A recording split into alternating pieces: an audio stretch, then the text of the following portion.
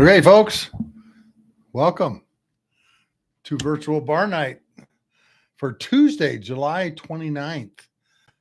I'm your host, Mark Acera, for Lessons from the Cockpit Bar Night. Here, adjusted everything. I literally just set this all back up. I apologize. That's why I'm late, because I literally drove home from Oshkosh today. Actually, Sydney, Nebraska. That's where I stopped in the middle of the night last night. So I want to talk about what happened at Oshkosh. There were so many cool things that happened there that I want to relate to you guys. And it's going to take me at least 2 or 3 nights to do this. Now, I want you to understand, I've been driving for 2 days with my son. So I'm a little tired, but we'll talk about that here in a few minutes. So I'm going to put in the chat. Sluggo has gone live for Virtual Bar Night Tuesday, 29 July 25. Jason, how are you, brother? Yep, I got the hat, man. It was laying here on my desk when I got home, Jason. So thank you very much for sending this to me. I really appreciate this hat. Wayne, welcome up. Welcome back. What's up, sir? I'm dog tired, but man, did we have a great week. And wait till you see some of the video that I have from Oshkosh. Where else will you see in the same video an ME-262 taxiing back with an F-35 Joint Strike Fighter performing its show above your head? Only at Oshkosh. They had an ME-262 that came and visited. It's a replica, all right, but it's absolutely beautiful airplane. I got to spend some time walking around it. I did a live last week where I was walking around it. Hopefully you guys got to see that. All right. Yeah, Wayne, it looked fabulous. And it was spotless, Wayne. I mean, absolutely spotless. That airplane is so well maintained. As a matter of fact, Isaac, its crew chief, got an award for keeping it up so nicely and keeping it so clean. But here's the really cool thing, Wayne, and all of you. It flew in the night show. It was the first airplane to take off during the night show. And I have a fantastic video that I'm going to put up showing it flying that night, okay? And Wayne, not only was Doc there, but Fifi was there too. And there was one day where they flew in formation. 2 B-29s. Think of that. Two flyable B-29s were flying at Oshkosh. Now, I didn't spend a lot of time outside because obviously I was there as part of the Gail Halverson Candy Bomber Foundation. And I want all of you to go look that up. The Gail Halverson Candy Bomber Foundation, and take a look at the website, because that's really why I was there, gathering donations for the foundation and so forth. The really cool thing is Tim Chope of the Berlin Airlift Historical Foundation flew in on Thursday from Sheboygan and the air show there. And so he was on the ramp at the same time, which was absolutely so cool to have that airplane there. If you haven't seen Tim Chope and his C-54, it is absolutely beautiful. As a matter of fact, it won an award this year as the best flying museum. EAA gave them this beautiful plaque, and I'll show it to you guys. That was just absolutely so cool, because Tim and his crew won the EAA most Outstanding Flying Museum Award. So that airplane continues to get wonderful reviews. Okay. All right. So I'm a little thirsty because literally I've only been home about 2 hours. Okay. After driving, let's see, about 14 yesterday and 8 today. So I need a little water.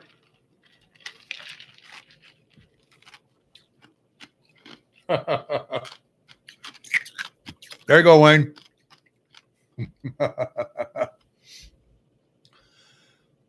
One of the things I want all of you to do, though, is we have a live up. I haven't edited it yet, so it's up there, just raw video. On Friday, myself, Tim Chope, and a very special guest spoke at one of the forums, forum number 8. I gave the history of the Berlin airlift. Why did it happen? How did it happen? What the pilots had to do in order to make it work. Then Tim got up and told some great stories about the airplane. And one of the things we found out about the airplane, I don't know how many of you know this, but it's the second airplane.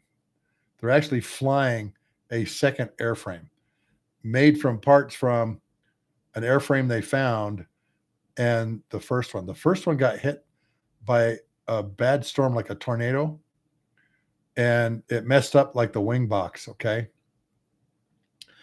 Somebody came up to us, 2 guys from Raleigh, North Carolina came up to us and says, "Hey, we want to show you something," at the Candy Bomber booth. You know what they showed us? I couldn't believe this. Their microbrewery had bought the first fuselage, and they're making it into an outside bar. So what they're doing is they're putting aisles, seats down both sides, and tables that you can sit at this microbrewery in Raleigh. And the name escapes me. I've got the guy's card, but they're putting some little microbrewery thing in the back of it, of the fuselage, just inside the pressure bulkhead. And then you'll go through the entry door at the cockpit to get in, and you can sit down, and they're going to have it all air conditioned, everything. Obviously, North Carolina in the summertime is hot and humid. But that fuselage now has a second life as a fuselage bar for a microbrewery in Raleigh, North Carolina. I thought that was so cool.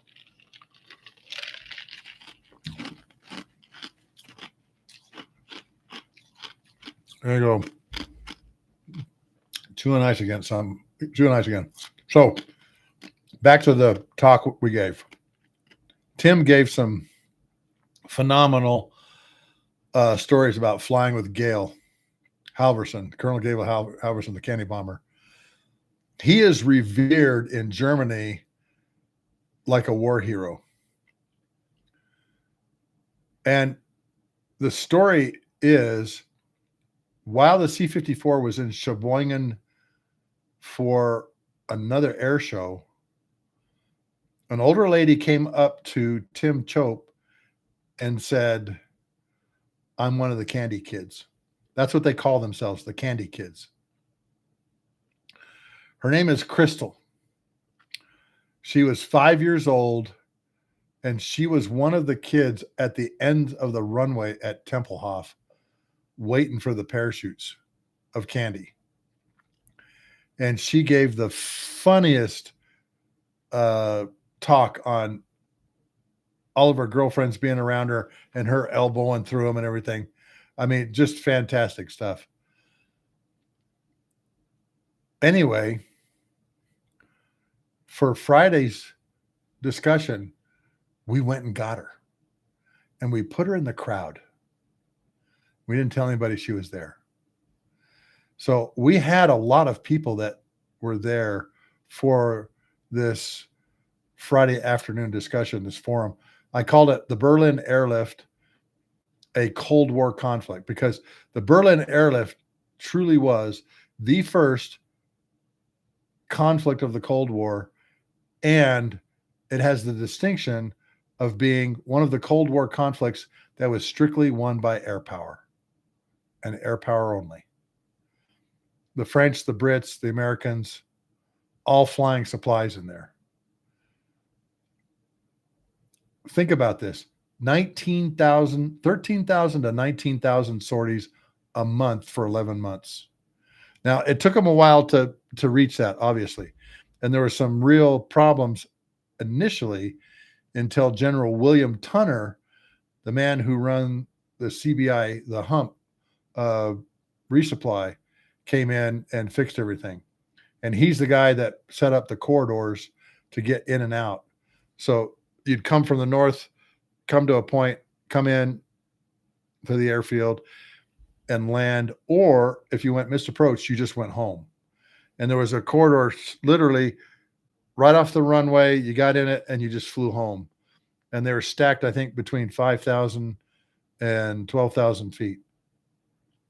They had ground controllers that were doing radar vectors to the runway, okay, what we call GCI approach.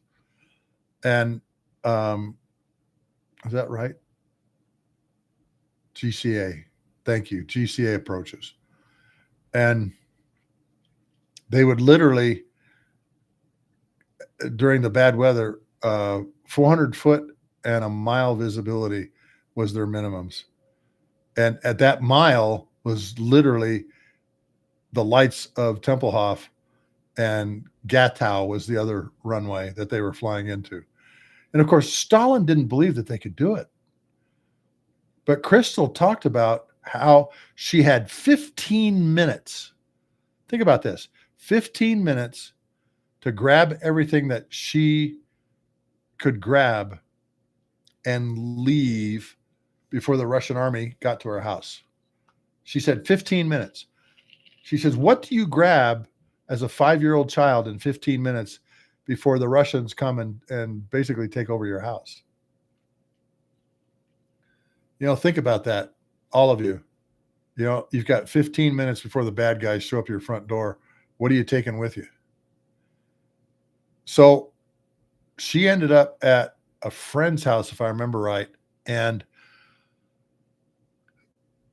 she heard first about the candy bomber. She wasn't there as one of the original like 30 kids that were at the end of the runway. She came in a later group a couple days later. But she talked about, you know, Gale waggling his wings like this, you know, rocking his wings. Okay, here I am. I'm getting ready to drop candy, okay?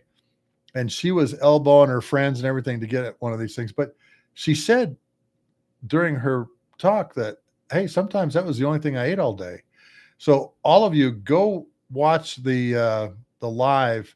It was Friday the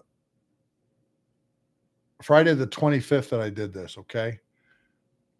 And go watch what she has to say. So I tell everybody we got a very special guest. I had it on a slide. And I introduced this Major General. Hey, Tommy, welcome. I introduced this Major General. Everybody thought, oh, the Major General is the very special guest. Well, the Major General then introduces Crystal. She's 80 something years old now, and married to an Army guy. You know, her parents said, don't marry an American Army guy. Don't marry an American Army guy. She ends up marrying an American Army guy. Anyway, he brings Crystal up off the front row. And folks, when she was done, they gave her about 3-4 minutes standing ovation. Deservedly so. And her talk was funny, engaging, you know, all of the things that you would think one of these candy kids would be. So that should be Friday's live that we did. I recorded the whole thing, and it's up on my lives here. All right. I did another one from the ramp, and I tried to do the Saturday night show. And folks, I don't know what it was, but the Wi-Fi sucked Saturday night. Some of you tried to probably watch, and I had to start like 2 or 3 times, and finally I just gave up because literally it would just go dead after a couple of minutes. And I apologize for that because the night show Saturday night was amazing with the F-35, the F-22 and burner. The show was started by the ME-262, then the F-35, then the F-22, and then a whole host of other airplanes, Titan Fuels, T-6s. But the finale was incredible. So you have fireworks, a drone show, pyrotechnics, and an airplane all flying at the same time. And I've got I think it's about 2 minutes long.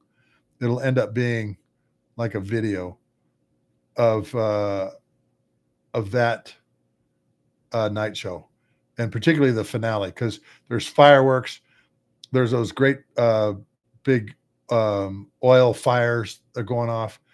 There's an airplane flying. It's got pyrotechnics coming off of it. There's fireworks. There's the drones doing all kinds of crazy things. I mean, it was really a production, folks. It was really something.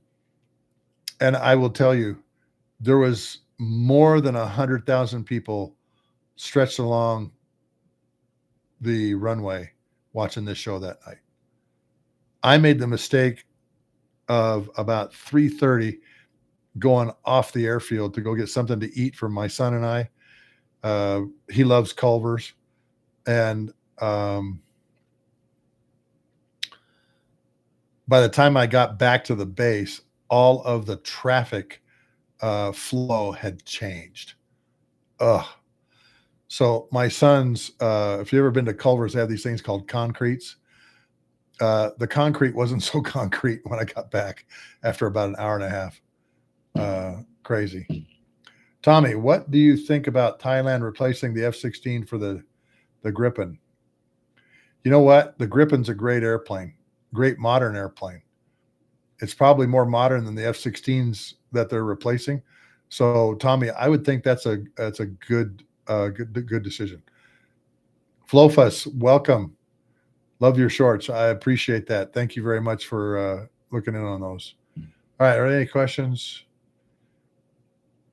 Yeah, Jason, Doc and Fifi were both, man, Doc is really highly polished, but you know what was really, really highly polished? And I did a live and was walking around it. The Constellation Bataan.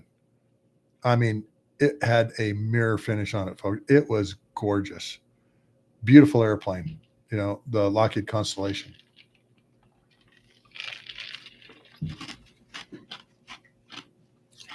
Yeah, the Connie. And see, I was on the ramp when I did that live, and the Wi-Fi around the ramp was fine. But once you got out amongst the runway and the amount of people that were there using it, it just wouldn't work. And I apologize, gentlemen, ladies and gentlemen. Michelle will probably show up here pretty soon. I tried my darndest to get hooked into it. You know, I tried hotspot, I tried everything, and it just wouldn't work. I took lots of video though, so I'll be posting that throughout the week. Okay, particularly watching the F-22 and the F-35 do their show, and I've got one particular video of the ME-262 and the F-35 doing its thing, and it's amazing. I took my son Travis with me, and this is the first big air show my son Travis has ever been to. And he was amazed at the number of airplanes. Now, usually by Thursday, Friday, a lot of the smaller airplanes have left. But when we showed up there on Sunday to put together our booth and everything, there was at least 14,000 airplanes there on the ramp. Supreme Eater, welcome. Actually, I started late, Supreme Eater, so I only started about 20 minutes ago because Supreme Eater, I literally just got home today from the Oshkosh Air Show, and that's what I'm talking about. And one of the things I did with Travis is, we spent a lot of time in this booth telling the candy bomber story and everything. And finally, we got some relief, and somebody was watching the booth for us, or manning the booth for us, and I took him to the Warbird ramp, and he had no idea that was there. He literally had no idea that those kinds of airplanes were out there. And as you know, I was walking around doing a live during that time period, and I had Travis tagging along with me. So he gets to see P-51s. He gets to see a P-47C model that are painted in Bill Dunham, who was a Congressional Medal of Honor winner. Bonnie is the name of his airplanes. See that literally taxi in. And you know what, folks? I didn't realize the P-47 has a sound all its own. It's not the same kind of radial sound like out of a B-25 or an Avenger or even the Hellcat, even the Tiger Cat.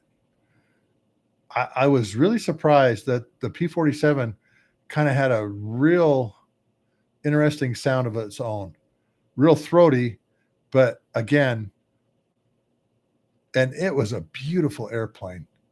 I mean, just absolutely gorgeous, gorgeous airplane. And I'll put some of these pictures up.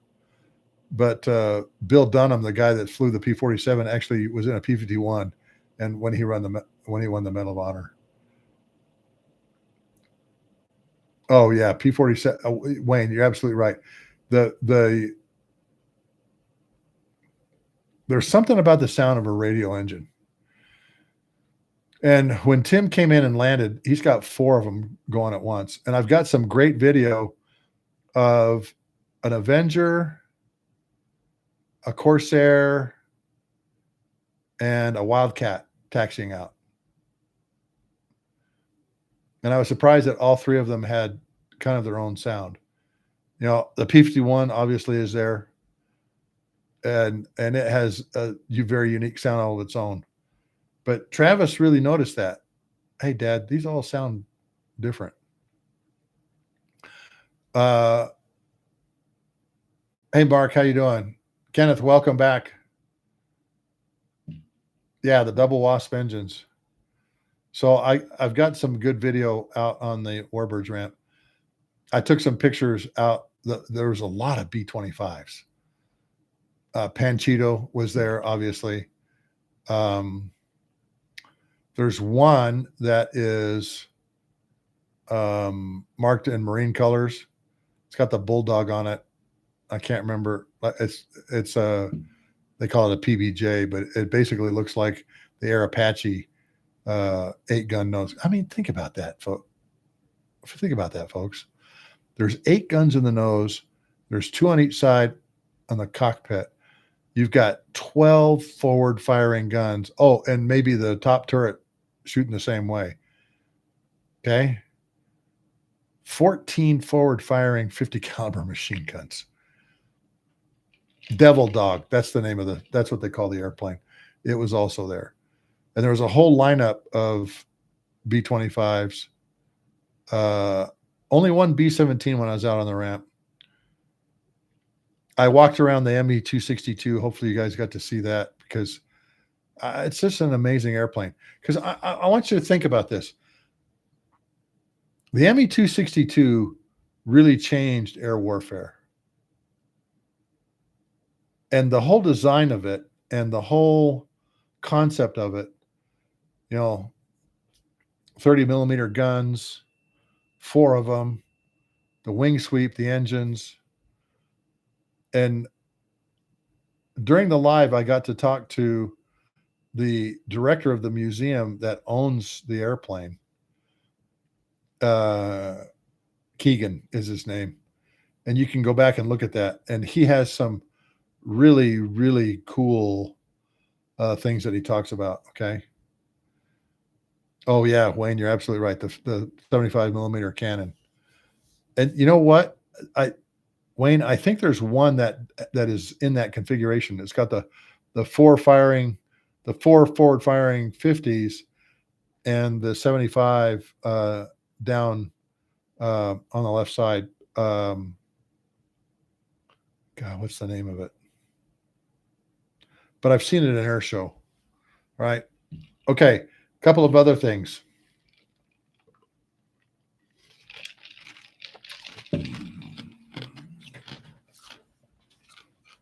We got our shirts.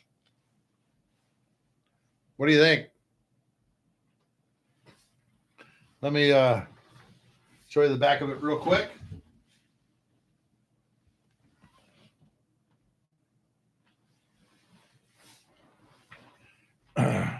That's my 8874.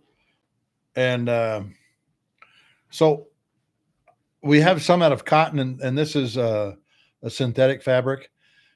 And the patterns are too small, whereas the cotton ones were just fine. Okay. But you know what? We were wearing these things. Everybody's asking us, where did you get those things?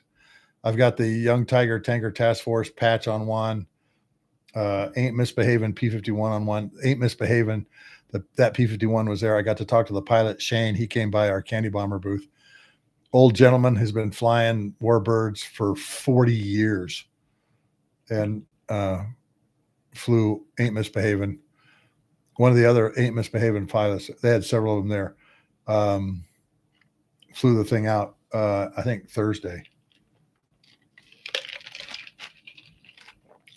But there's one thing that I got that I had been waiting for.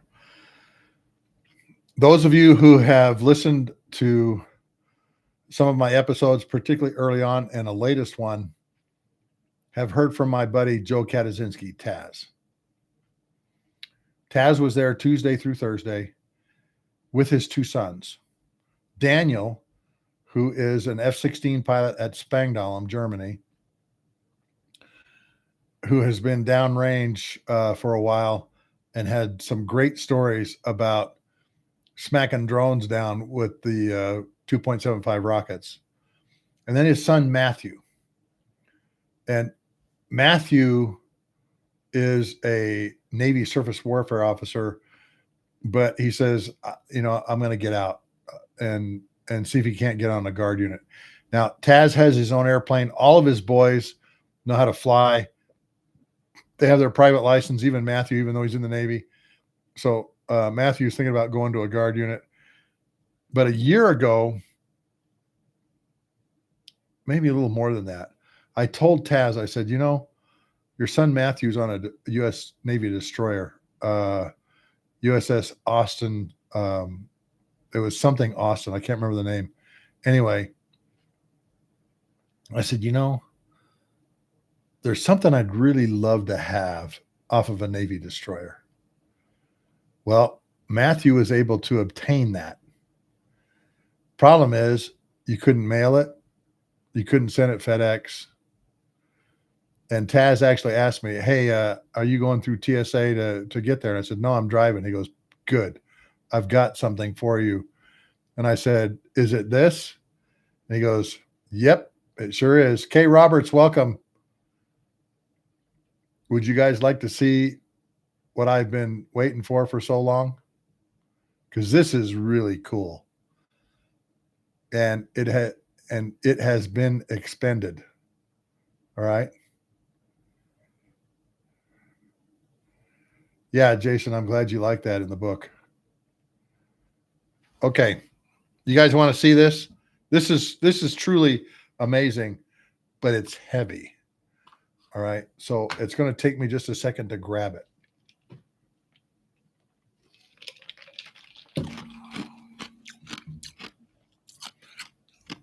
I'm going to hold it sideways first, and then I'll put it Probably on my bookshelf behind me. I don't know. We'll see. Hang on just a second.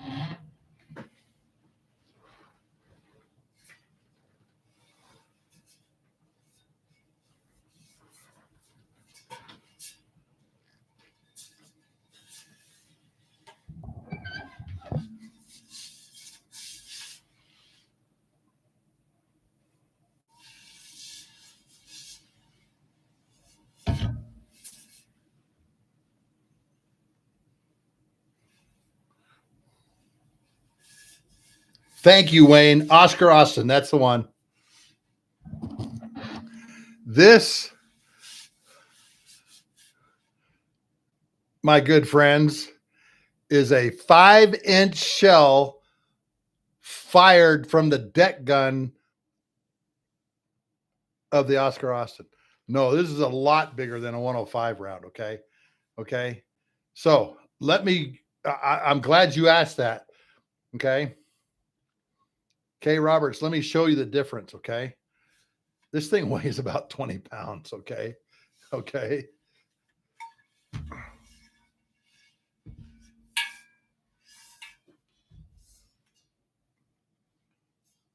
Can y'all still see that? Now you're saying, okay, yeah, this is a 5-inch round. Okay, look at this. Okay, a 5-inch round. Okay,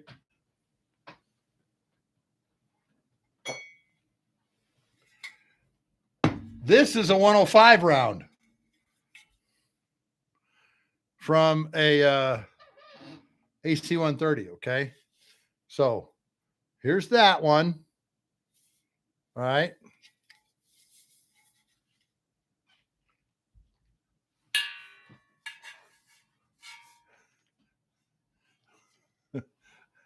And here's this one. Now, I'm going to try and see if I can grab the other one and hold them both.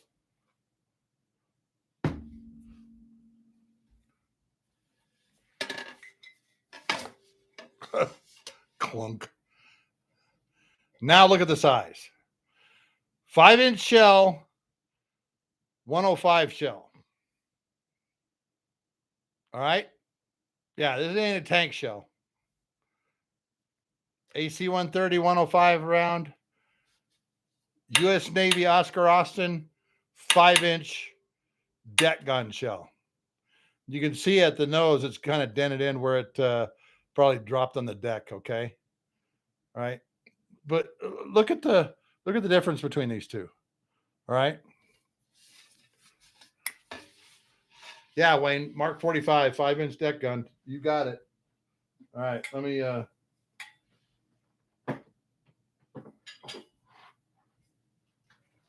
right. Continuing to compare. Now let me grab, I think it's a 30 millimeter. Hang on just a second.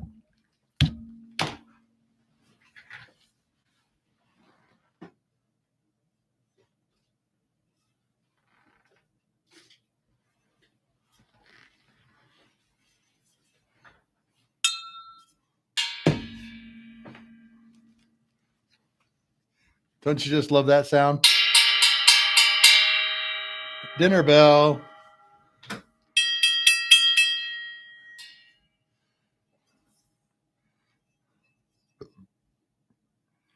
Again, off of a AC 130 gunship. Okay.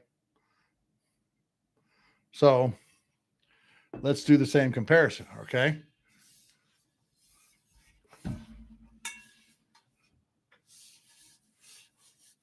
Five-inch round, 40 round.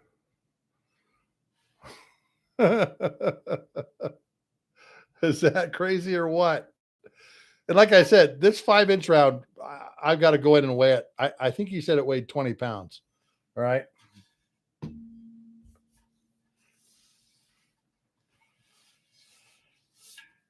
But this is my new collection piece to hang on, let me see what it says on the bottom. Oh, it's just, this is what the round is. And it's got a serial number. What's that say? 5-inch.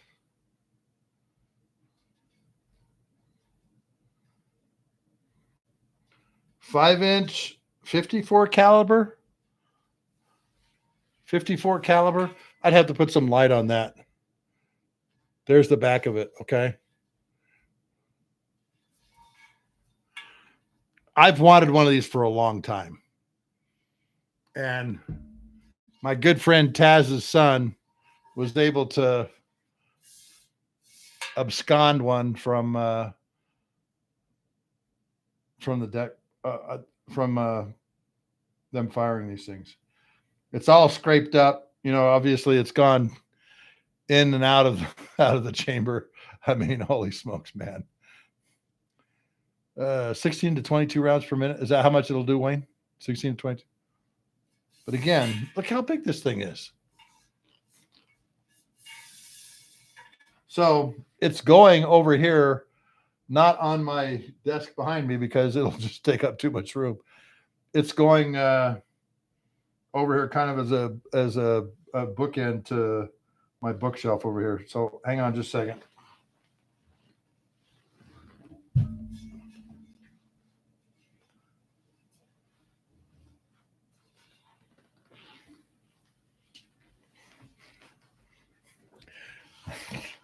Now, a lot of people would say, you crazy military dudes, man. Why do you want that thing? You want that thing because it represents naval surface firepower. I have told you over and over again, I am a joint warfighter. And you use all of the tools that are available to you. And if you've got 5-inch deck gun that Wayne, how far can it shoot? What's its range? You had it up there. Hi, Michelle.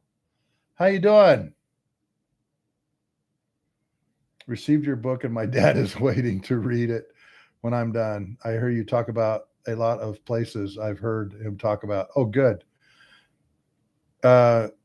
Michelle, was there a sticker in it? Did I put one of the KC-135 stickers in it?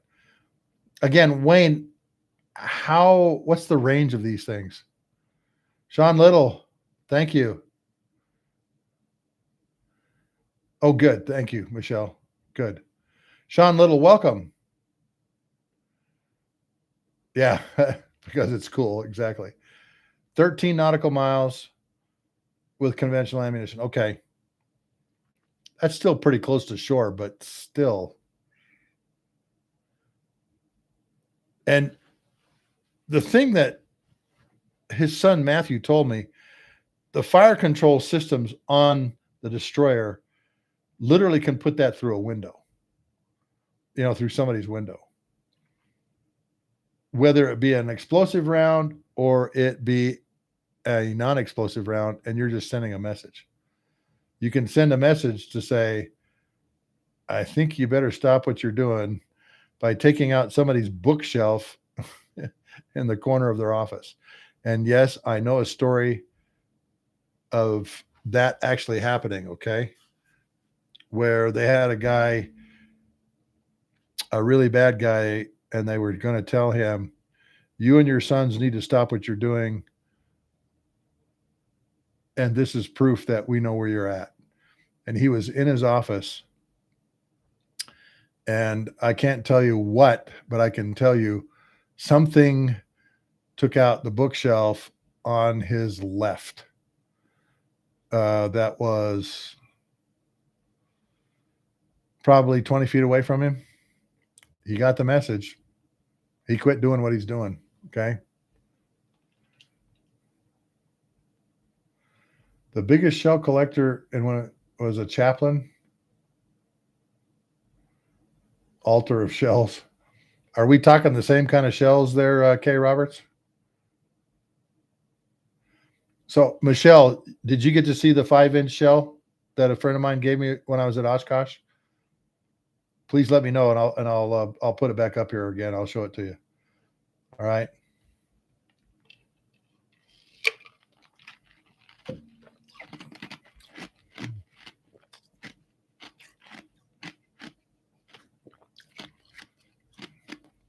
Michelle, just for you.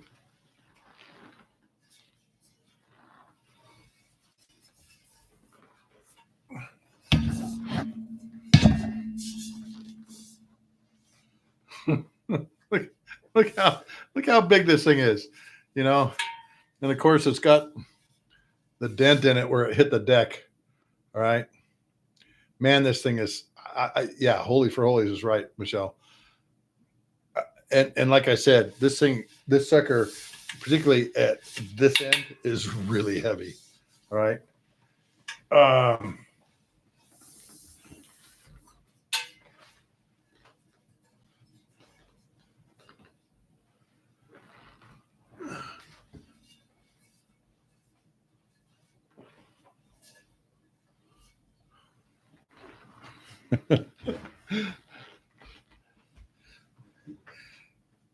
Yeah, redacted. Holy guacamole's right.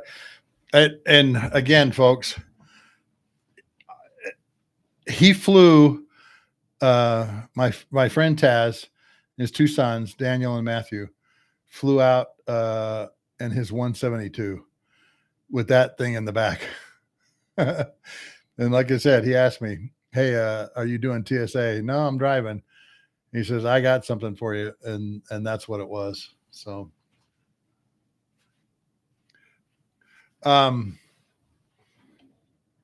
hey Kenneth, how you doing? Rocket boats in Vietnam? I think they did, but I'm not sure what kind. That was the other thing I got to do while I was there. I got to talk to a swift boat guy, and he was only on his boat for 9 days and had to get sent back to the States. And here's the story he told me. He gets on his swift boat and they go out on one of their missions, and he is manning the twin 50 cal turret up on top, or excuse me, out in front. And a Navy SEAL team is in danger. This is like 2 days after he got there. And so what the Viet Cong would do is they would wait for the swift boats to get kind of in a trap out in the river, and they'd open up from both sides. And that's what happened to him. Well, a couple days later, on his 9th day there, a SEAL team is in dire straits, and they say, "You got to come get us." And of course, these guys, just like, you know, the boats that they use now, go right up to shore. And if you saw that movie with the SEAL team, what was it called? Something of Honor, Act of Honor, or something like that. You know what I'm talking about? They did that. Well, at the same time, these guys were also calling it an airstrike. And what happened was the guy that called in the airstrike didn't get the heading right. Act of valor. Thanks, Wayne. Didn't get the heading right. And they dropped napalm. And they saw the fireball coming toward them. And this gentleman, Chuck, jumped over the side, but not before some of it got on his ankles and his boots. And he happened to be not wearing flame retardant clothes, but the like the Marine BDUs, which were not fireproof. He ends up getting badly burned, and they take him and bring him back to Key West, Florida, to nurse him back to health. 9 days. He's been in Vietnam 9 days. He's in the hospital about 3 days in Key West, and he finally says, "Hey, what happened to my buddies on my boat?" And the doctor looked at him and went, "That's all he did." Doctor just looked at him and went, "Everyone on that boat but him got killed. because of the flame pattern of a napalm canister went the wrong direction and covered the boat and killed all of his buddies. He was knocked into the water, even though his uniform was still on fire. And like I said, it burned his calves and his ankles. But they came in and said, the doctor just goes like that.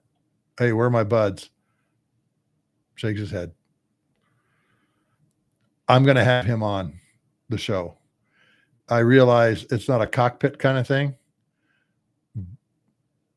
but in the way it kind of is too, the cockpit of a Swift boat, because he had some other stories I thought were most appropriate. And then another guy that lives in the apartment building, older gentleman, was a gunner on H-3 helos, rescue helos in Vietnam. And we're going to have him on too. Yeah. Fire my position. Yeah. Yeah. Yeah, Jason, you're absolutely right. It's a story that needs to be told. It really is. So, all right. Folks, I don't even know where to begin with Oshkosh. Those of you who have not been need to go, at least for a day. I was there all week. My feet are killing me. But at the same time, I'm very blessed to have attended such an incredible air show. My uncle was there. I've mentioned him several times. Got shot down on his first mission in Vietnam, was a prisoner of war for 7 years. Oh, here's the crazy thing. I mentioned that, and all of his friends around him, no idea. They all go, wait, what? You were a prisoner of war in Vietnam? And Robert goes, yeah. Some of his closest friends, and he had not told them, nor did they know that he got shot down on his first mission. And fortunately, I got him talking. And he was talking about the TAP code, and Fred Flom, one of his buddies he was feeding because they were trying to starve him to death. I mean, just some things that he normally doesn't talk to people about, obviously, because I mean, some of these people are his closest friends, and they didn't know his history of being a prisoner of war. And then he talked also about how he was going places in the Air Force. And he says, I just want to fly. And they said, well, that's not going to happen. You're going to move up and you won't get to fly. And he goes, no, I think I will. And he got out. And here's the story of that. In 1965, he had a training slot to American Airlines. He had done his 6 years or 8 years, and he had a training slot to American Airlines in the 1960s, 1965. He says, you know what? I'm going to go with my bros, do one tour in Vietnam, come home, and then start flying for you guys. They said, okay. Well, he was gone for 7 years in Hanoi, and then did a few more years while he's at home. Got promoted to lieutenant colonel early, got promoted to major while he was in prison early. Well, guess what, folks? Gets home, decides to get out, and he contacts American Airlines, and they say, hey, we still have your training slot if you want it. And he says, yeah, I do. And so he gets out, flies for American for like 15 to 17 years. And I'll tell you something, folks. The reason that I wanted to become a pilot was because of him. I can still remember, he's my mom's younger brother. He and my mom pulling us in a little red wagon. My sister, my older sister, me, my younger brother, around the block, and putting us in a playpen in the 1960s, and my mom and Robert would go off and surf. They put this big umbrella over the top of us, so we weren't going to get sunburned or anything. We just watch them. And so he was the reason I wanted to be an Air Force pilot. And I remember when he got shot down, what it did to my mom. And I remember many days,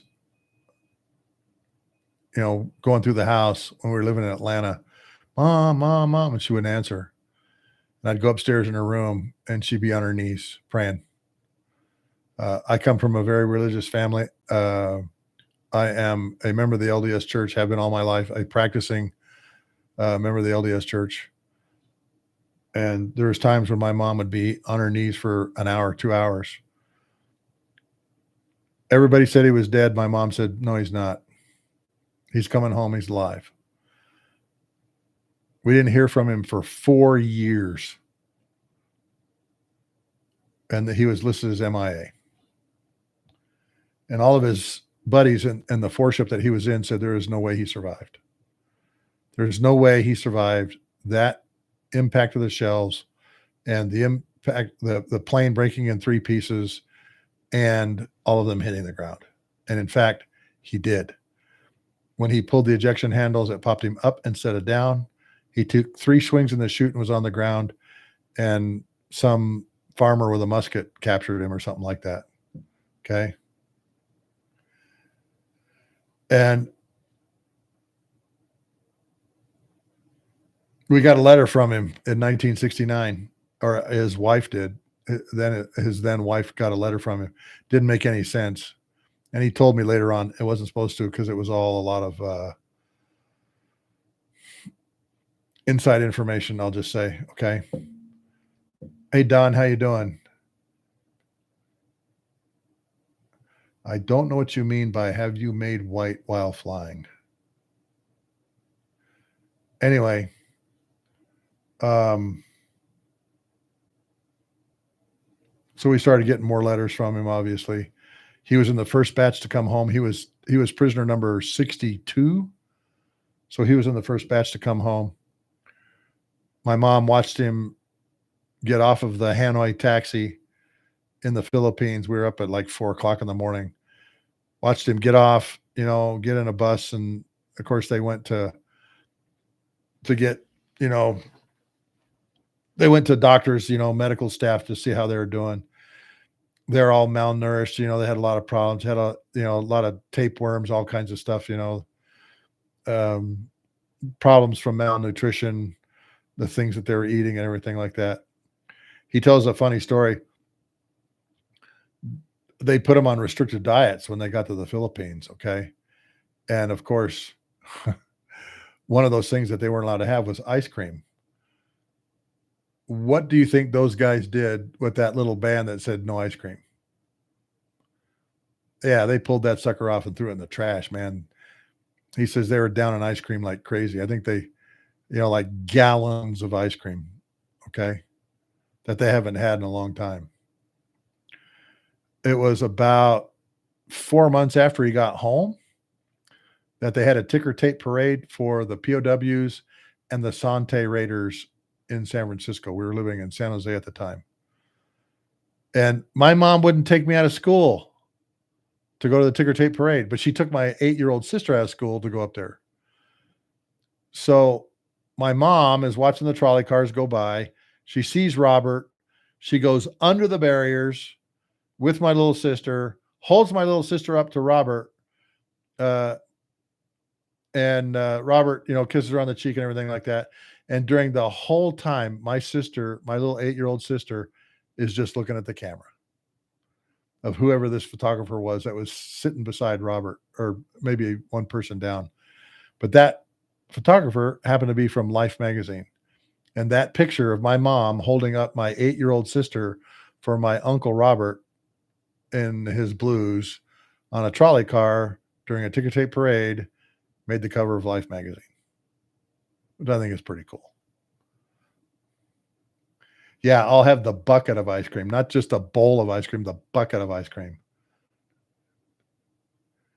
Oh yeah, Wayne. To do the Sante raid. Oh my gosh. And it's sad that it was a dry hole that they got there and they were all gone. And he tells an interesting story about that because they had an inkling something was happening because they'd be out in the yard during the day, and a buffalo hunter drone would fly over and take pictures. And they knew it was taking pictures because it would eject those photo flash cartridges, Wayne. And so they knew that, hey, something was up. So they'd hear the drone coming and they'd all lay on their backs facing up so that the drone, when it flew over, could take pictures of them. And obviously those pictures, high quality, they could identify people. But the North Vietnamese never got wind of what was going on. Why? They're just flying over everything, taking pictures. Okay. And sure enough, he talked about that. And then, Saturday night or Thursday night when we went out to dinner, he told one of the stories that I had known since I was a kid in high school. During that time period where he came to our house, Aviation Week in Space Technology published pictures of the damage from the Christmas bombing, the Linebacker 2 bombing. The North Vietnamese were making this big, huge propaganda stink. You're bombing civilians, you're bombing the dike system, you're bombing, the waterways and everything. There's hundreds of, thousands of people dead, all that, yada, yada, yada. And so Aviation Week in Space Technology somehow got a hold of some of the before and after pictures of the targets. And I happened to be sitting down in the couch, and Robert was sitting next to me. Again, he's only been home from Hanoi like 4 months. And I was paging through this thing, and he goes, "Wait, go back. I go, "Okay." And I look down, and it's a before and after picture of the Hanoi thermal power plant, the only power plant in Hanoi. He says, "I watched this raid happen." And I went, "What?" He goes, "I watched this happen. It was one of the first uses of laser guided bombs." He says, "They used 2,000 pounders." I said, "What happened?"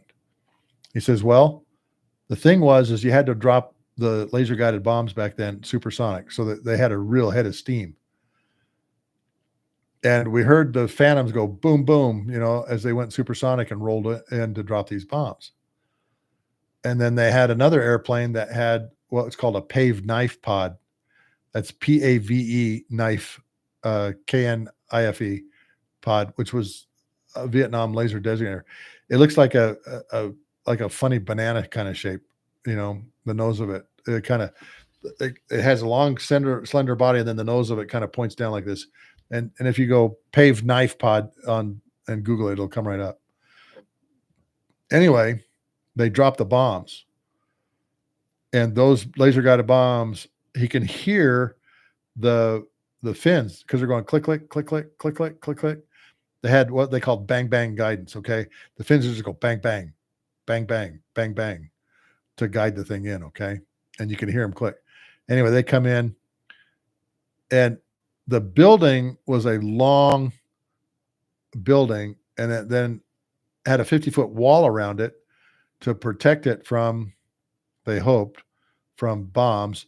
And then they had this administration building and other things that went across the top of it. And that's where Robert was. What the North Vietnamese did is they would have them go out during the daytime with brooms, and they'd be sweeping in the streets and doing all kinds of crazy things. But it was to show the embassies that were just like across the street, hey, we're treating them fairly. They're sweeping up stuff. Okay, they're at a target. We know the power plant is a target. Your prisoners are at the target. Well, fortunately, our leadership said, okay, fine. We got a new weapon to deal with this. So 2,000-pound GBU-10s come in, wipe the place out. And Robert and a bunch of his buddies are in a room, and everything is shaking. Okay. It's 2,000-pound bombs. And the roof is about to come in, and they take their bedboards and they put their bedboards up and everything. But then they start screaming and hollering. Woohoo! Yeah! Woohoo! Because they know the war is going to end soon.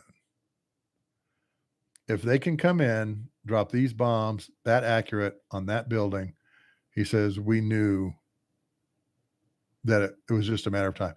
And of course, he saw a lot of other bombing missions. He told me about the Hanoi Hilton is across the river from what's called the Kinno rail yards.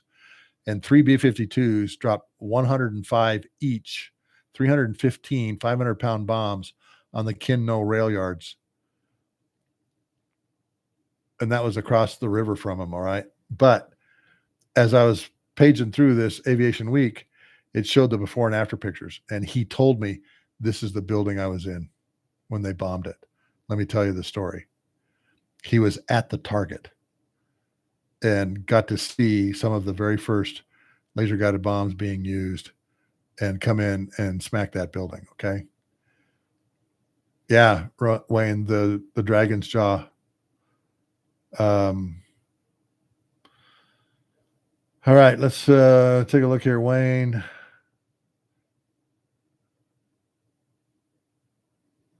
Redacted. No, I never did.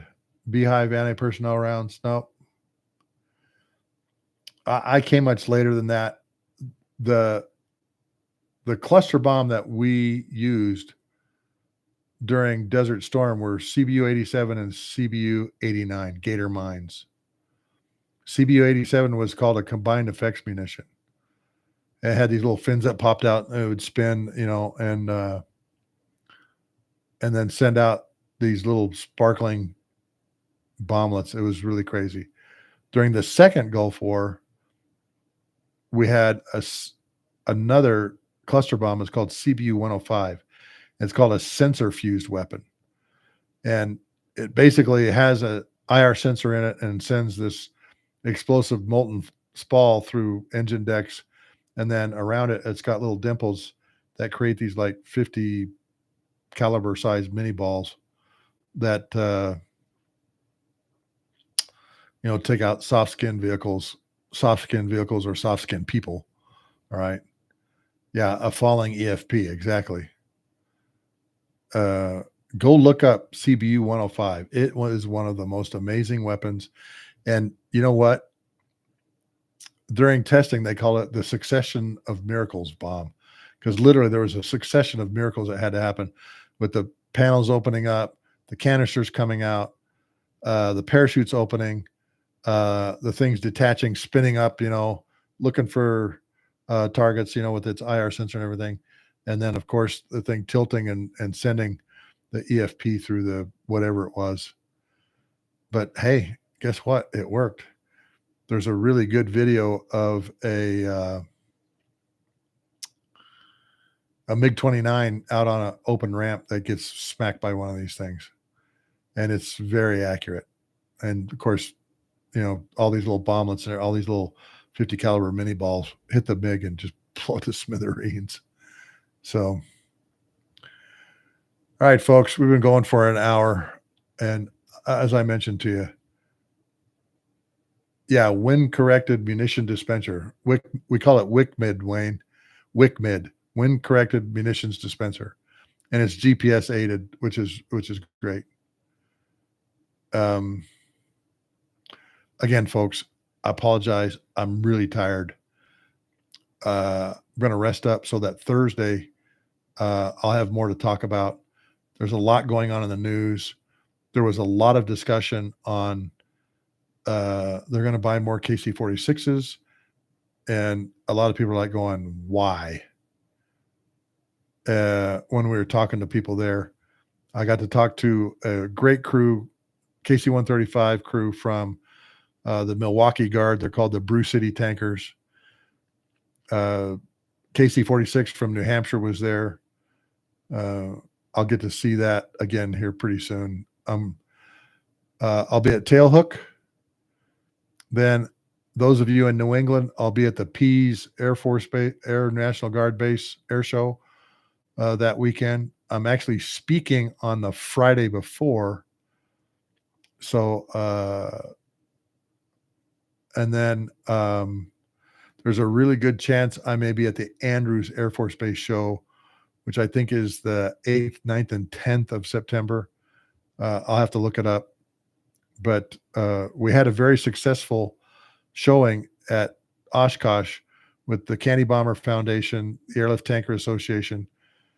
Please go to the Candy Bomber Foundation website. And if you'd like to donate or join, please do. Airlift Tanker Association is atalink.org. And there's a membership pull down. It's $40 for the year. You get 4 magazines, and it's the advocacy, the civilian advocacy for mobility and the mobility mission. And like I said, the C-54 will be at Andrews and will be set up outside that the ramp to the airplane, talking there if I do make it back. Kay Roberts, ambitions of a fleet of logistics.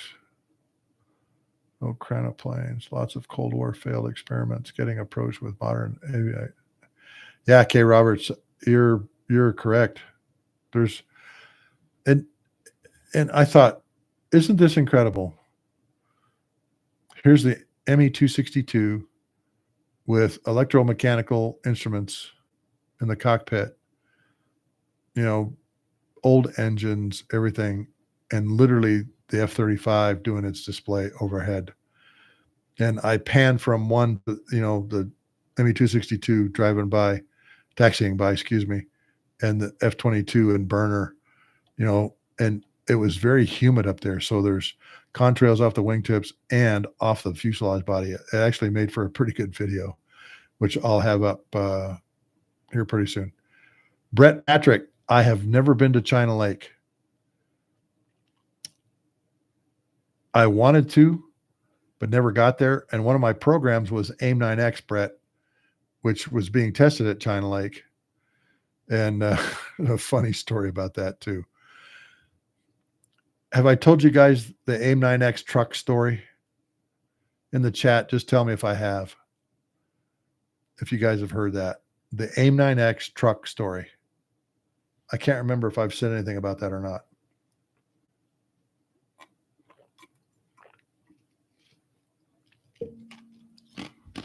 Okay. We knew the AIM-9X was really good. We didn't know how good. And the test team wanted to find out, can this thing truly discriminate something on the ground, moving on the ground? They said, well, let's hook up a truck to a long cable and pull it and see what happens. So an F-15 C model, a light gray, comes in, launches the AIM-9X, and of course, he's got the helmet on, the joint helmet mounted cueing system, and he's looking down at the truck. And the missile comes off, goes like this, and goes like back behind it. As the F-15's in a turn like this, the missile goes up, over, and down like this. And of course, all of us are thinking, where the heck's this thing going? It knew exactly where it was going. It was going for that truck. And we didn't have any IR sources or any heat sources on the truck. It's in the middle of the day. China Lake is hot. The truck is hot. That AIM-9X seeker found the truck. Not only did it find the truck, but the missile went through like the cab and the engine deck. Great video, man. Great video of this, of an F-15 light gray firing, you know, launching this thing and it doing this hayaka, you know, here I go hayaka, and then this thing, and in slow motion, seeing it come down and hitting like through the cab, roof of the cab, and then going down toward the engine deck. Well, apparently that test card didn't go through the approval process like it should have. And obviously we expended a test missile. It didn't have a warhead on it, but it had everything else, all the electronics, so it can see the truck, the rocket motor, no warhead. And apparently some 2-star finds out about it and goes, dudes, tell me you didn't just launch an air-to-air missile at a truck. And for those of you that know, believe it or not, Randy Cunningham and Willie Driscoll actually fired an AIM-9D or an AIM-9G at a truck, and it hit it. And they painted a truck on the side of their airplane. So maybe they got the idea from that. I don't know. But this leader goes, what the hell? And they said, sir, we have to see if the seeker is working. We have to see it can discriminate, ground targets. We got to see this. We got to see that. Got to see this, And he basically looked at the guy explaining this to him and goes, don't lie to me. You just wanted to see if they could do it. You wanted to see if an AIM-9X could hit a truck. Yeah, I guess so. And they said, I guess the leader says, great idea, great test. Now we know. Don't ever do it again. They said, fine. But yet, during the test, AIM-9X hit a truck being pulled behind another truck. So, yeah, Oscar Austin, Sean Little. I got somebody else mentioned up there. Supreme Eater, how you doing? I once took a great photo of Edwards during an air show. 135 doing a mock refueling of a KC-10 at low altitude. That was not me, but boy, I would have loved seeing that.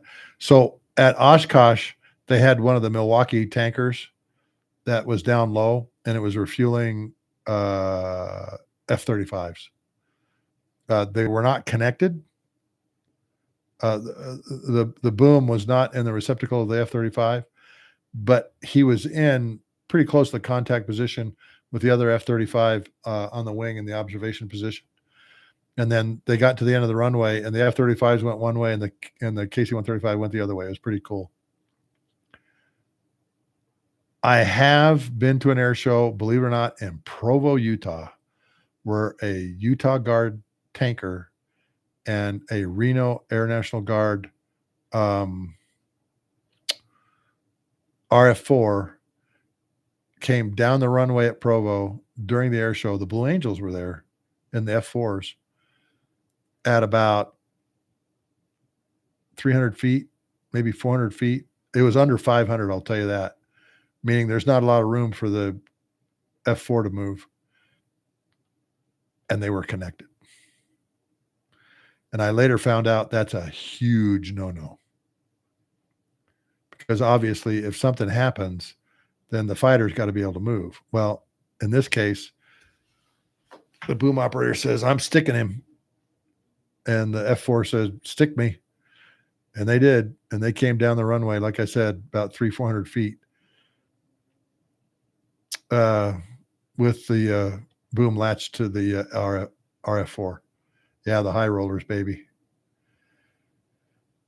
Oh, AIM-4 Falcon missile. You're right, man. One of the most worthless things in Vietnam. And Robin Olds, I think I've told all of you, I've talked to Robin Olds on the phone before he passed away. And he told me, he says, that was absolutely a worthless missile. And he says, whoever created that thing didn't know a lick about dogfighting or why we needed a missile like that. And then, of course, AIM-9 Sidewinder comes along, and you can see how it has grown. And then, of course, we got the Israeli Python. And two, the Russian Archer is vector thrust, good missile. All right, folks. Black Cat World War II. So the Brett, he flew the Black Cat PBY Catalinas. Is that what you're telling me? Boy, that would be something to hear about that. Going out at night on a black thing. Yui, welcome back. Falcon was an expensive Zuni rocket. Yeah, ain't that the truth, Yui? It's good to have you back, man.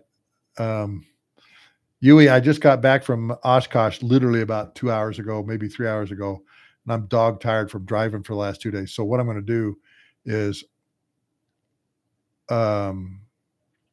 Thursday, I'll have a lot more to talk to you about. But we can go in about an hour and 15 minutes, and I'm going to knock it off tonight, and then Thursday we'll reconvene. We'll go longer on Thursday, okay, so that we can talk, okay.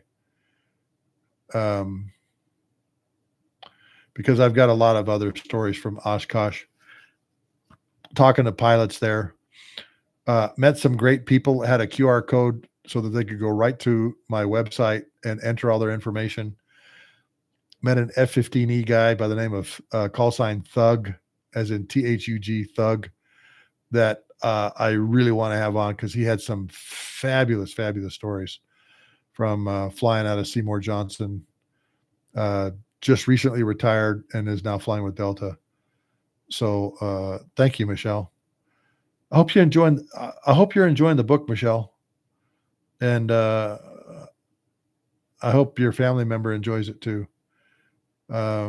Jason, hope you're enjoying reading the book too.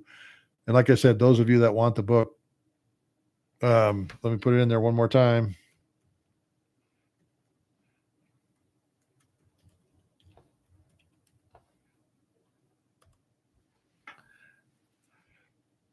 Okay. There was somebody who emailed me just before I went to Oshkosh that wanted a book. And I can't remember who it is.